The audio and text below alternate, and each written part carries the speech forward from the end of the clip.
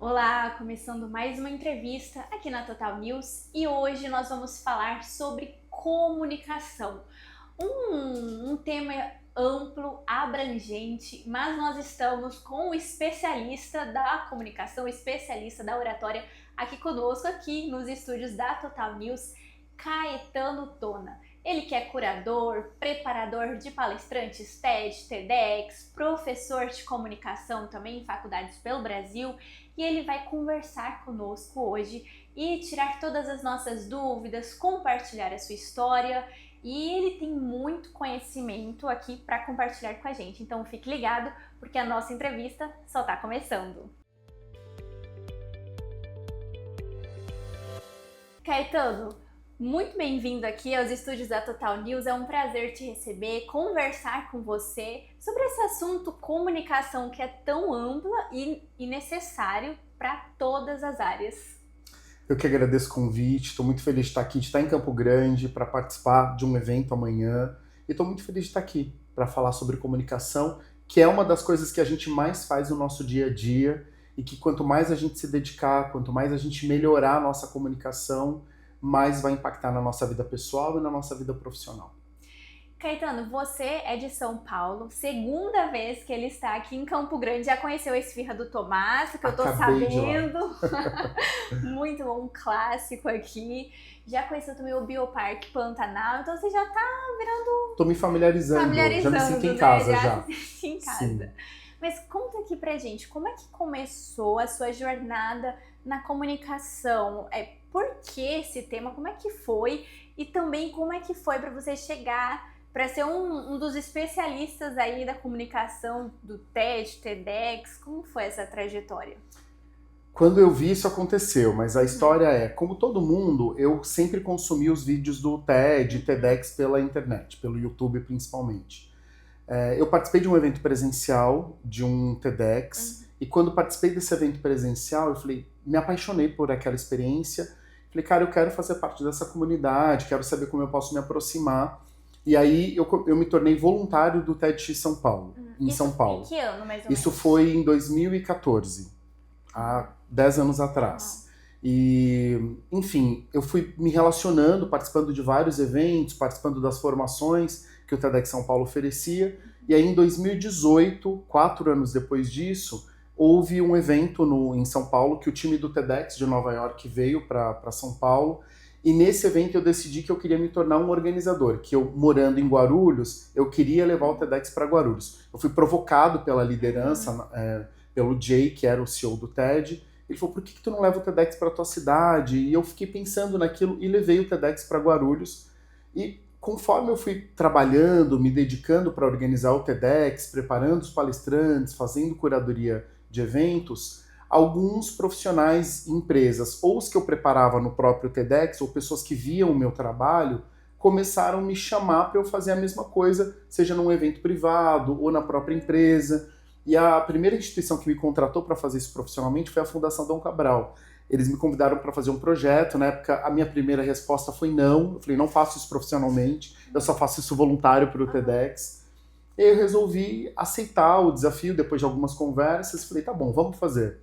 E aí deu muito certo, acabou o evento, que era um fórum de governança corporativa da Fundação Dom Cabral, eles já me contrataram para o ano seguinte, e aí eu comecei a aceitar os convites que surgiam. Até então eu tinha uma outra carreira, eu trabalhava na área financeira, e aí eu resolvi investir nessa carreira, eu falar, cara, eu faço sem ganhar dinheiro, eu sou apaixonado por isso, faço como voluntário para o TEDx, por que não transformar isso na minha carreira? E foi assim que as coisas começaram a acontecer. Aí outros eventos TEDx começaram a me convidar para também fazer a curadoria e a preparação de palestrantes. Depois começou a surgir a oportunidade de fazer projetos com palestrantes do próprio TED. E foi assim que aconteceu. E aí tem 5 anos que eu tô full time dedicado. Depois a ESPM me convidou para ser um dos professores da ESPM em São Paulo. E organicamente a coisa foi crescendo. Sem que eu tivesse planejado que fosse assim. Mas deixa eu te perguntar, e você é formado no quê? Qual que era essa sua outra carreira que você falou que era na área financeira? E como foi esse processo aí, essa transição? Eu sou formado em administração, que tem uma base em comunicação e marketing, que é um pouco do que eu faço, Mas até então, as minhas especializações elas eram voltadas para finanças, que era o que eu trabalhava. Quando eu fui convidado para ser organizador, eu fiz uma masterclass com o próprio Chris Anderson, que é o fundador do TED, que foi quem criou o método de palestrar do TED, que escreveu um livro que é super famoso do próprio TED, que fala um pouco da metodologia. E dentro do próprio TED, a gente tem muita formação e oportunidade de se qualificar, seja em produção, seja em curadoria, seja em design de experiência de evento. E eu escolhi curadoria e preparação de palestrantes. Então eu vim fazendo algumas qualificações e formações. Depois eu fui indo para a área acadêmica, por exemplo, agora eu estou fazendo uma especialização na Texas University sobre comunicação digital. Então a gente sempre vai aprimorando e buscando. Eu sou um curioso, eu sou pesquisador, eu estou sempre lendo, buscando informações, mas o próprio TED, a instituição TED, tem um processo de qualificação e de aprimoramento contínuo com os curadores e preparadores de palestrantes. E por que você se apaixonou assim pelo TED? Porque muitas pessoas vão nas palestras, fui, 1, 2, gostei, muito bacana, mas assim, segue a vida normal, mas você não, teve algum bichinho do TED que te pegou. O que foi isso? Eu acho que eu percebi, convivendo nos bastidores, e isso tem a ver com porque eu escolhi dentro do TED e TEDx trabalhar com curadoria de conteúdo e a preparação de palestrantes, é que contar histórias, que é o que a gente faz no palco do TED, é construir a história. Então, né, a própria ciência fala que nós, seres humanos, somos a espécie que dominamos o planeta porque podemos contar histórias, a gente se comunica. Que a nossa comunicação humana, que é diferente da dos animais, é o que nos torna, de fato, tão diferentes dos demais animais.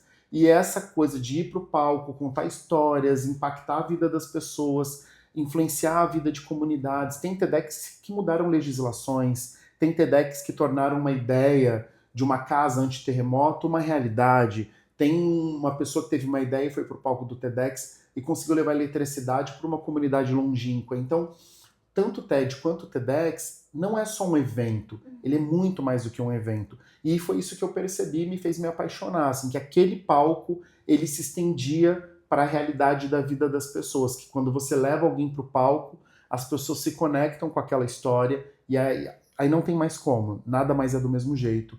Aquela comunidade vai se transformar, a vida das pessoas vai se transformar. Eu sou apaixonado por seres humanos, assim, por ouvir histórias, por contar histórias. E poder fazer esse trabalho é incrível, maravilhoso. Eu sinto que é um privilégio. É um trabalho com um propósito maior, né? Você sabe que você falando, eu me identifico muito com a parte do jornalismo. Porque o jornalismo também tem isso, né? Você, através do que você está escrevendo, pesquisando, da informação que você está trazendo luz à informação, pode mudar aí política, sociedade, comportamento. Alguns estudiosos, a gente aprende na faculdade, que falam que o jornalismo é considerado o quarto poder. Então, acho que quando a gente encontra algo que tem um propósito maior, tudo flui, né? Deixa de ser tenho que a segunda-feira tenho que acordar. Exato. Mas se torna algo prazeroso pra gente fazer, né? E dá pra ver que você encontrou isso e é muito realizado e feliz fazendo isso. Então é muito bacana. Agora, pra gente falar sobre as palestras. Muitas pessoas têm medo de subir no palco, têm medo de ser o centro das atenções, não sabem como estruturar. Tem muito conteúdo dentro delas, mas não sabem como expor isso.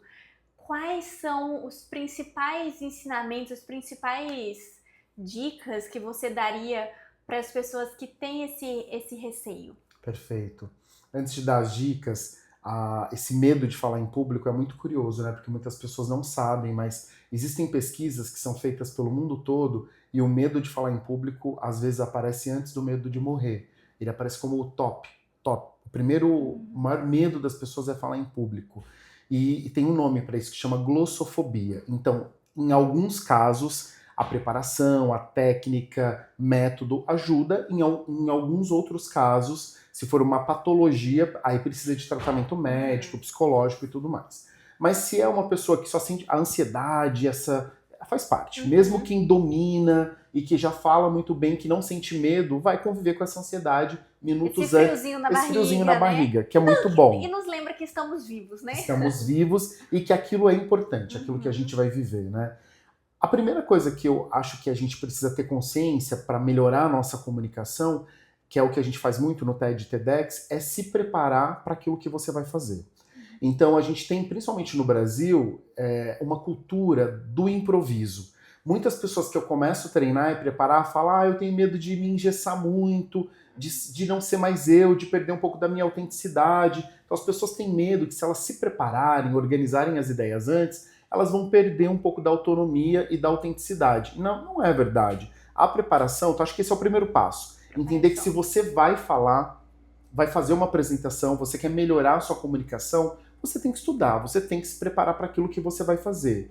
Né? A comunicação é como uma musculatura, tu vai desenvolver ela, vai fortalecer ela e ela pode melhorar. Sempre pode melhorar. Nunca tem um lugar que você já cheguei e já estou bem. Os grandes executivos, Bill Gates, Warren Buffett, que é um dos maiores investidores, falaram sempre, Steve Jobs, a comunicação é um pilar fundamental para a vida de qualquer pessoa e principalmente de um empreendedor, de um empresário, de uma empresária. Então a primeira coisa é se preparar.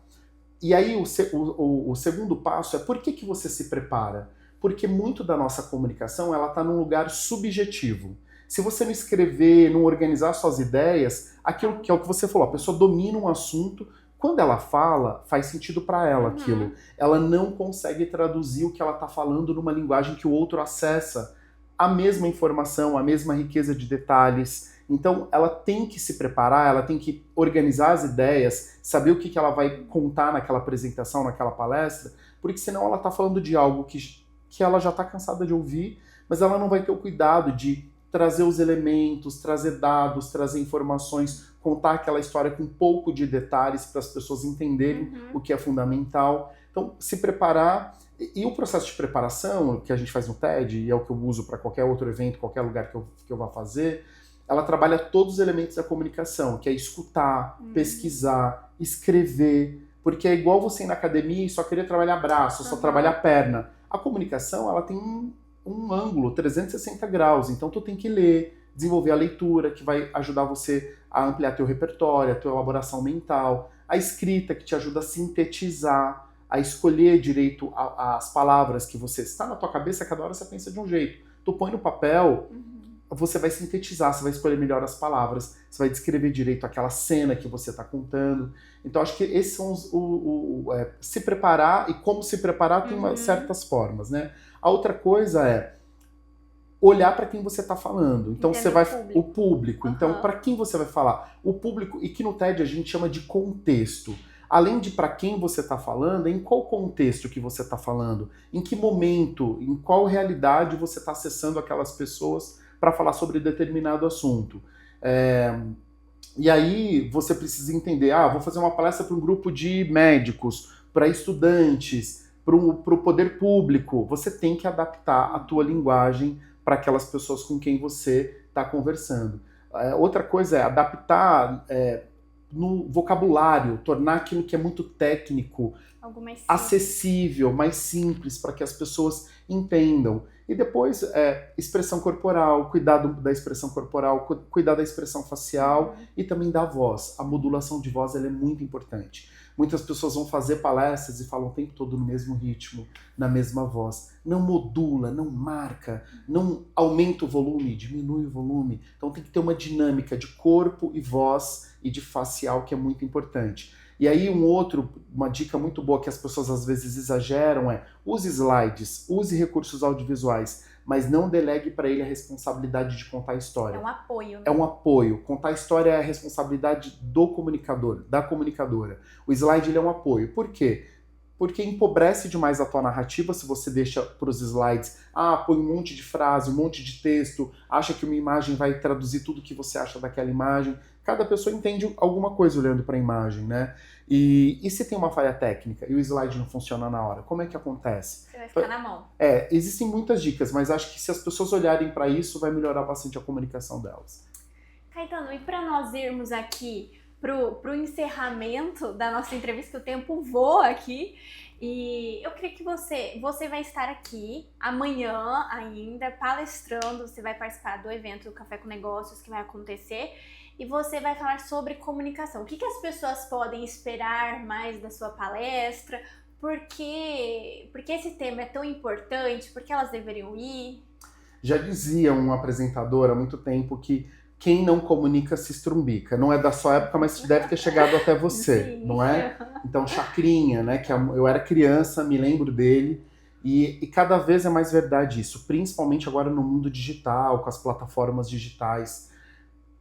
Parte do meu trabalho hoje, por conta do TEDx ser uma grande referência, é ajudar empresas e profissionais, executivos, a tornarem a comunicação mais estratégica. Então, o que eu vou compartilhar um pouquinho amanhã é como que se faz isso e compartilhar alguns cases de como que as empresas devem olhar para a comunicação de uma forma estratégica. A palestra hoje, ela pode ser olhada como um canal de comunicação, como uma plataforma de marketing, de awareness, de lançamento de produto, de formação de comunidade. Então, tem várias utilidades. Eu, por exemplo, hoje, quando vou trabalhar numa empresa, eu trabalho junto com o time de marketing, junto com planejamento de marca, de branding, de awareness, de lançamento de produto, porque a palestra ela entra como mais um canal de comunicação. Hoje a maioria dos eventos, uma empresa ela patrocina o evento e tem ali a oportunidade de pôr alguém no palco para divulgar a empresa. E como que você usa isso?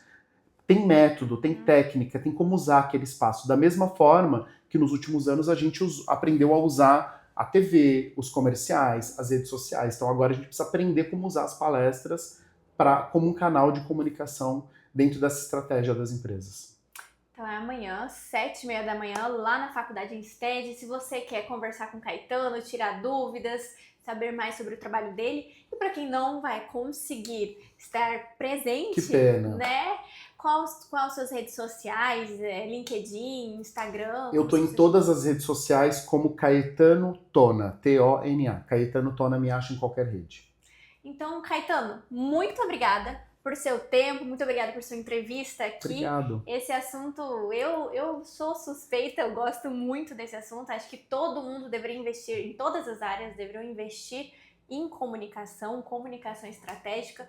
Então, parabéns pelo trabalho e obrigado novamente por seu tempo, por se disponibilizar para estar conversando com a gente. É um prazer, eu que agradeço. Até mais. Até mais, a Total News está sempre de portas abertas para vocês. E essa foi mais uma entrevista aqui na Total News. Te convido a nos acompanhar em nossas redes sociais, Instagram, Facebook, Twitter, TikTok, WhatsApp. Estamos em todas as redes como totalnewsms.com.br e, claro, nosso portal de notícias. Siga lá, nos acompanhe para você ficar sempre muito bem e informado. Até a próxima entrevista. Tchau!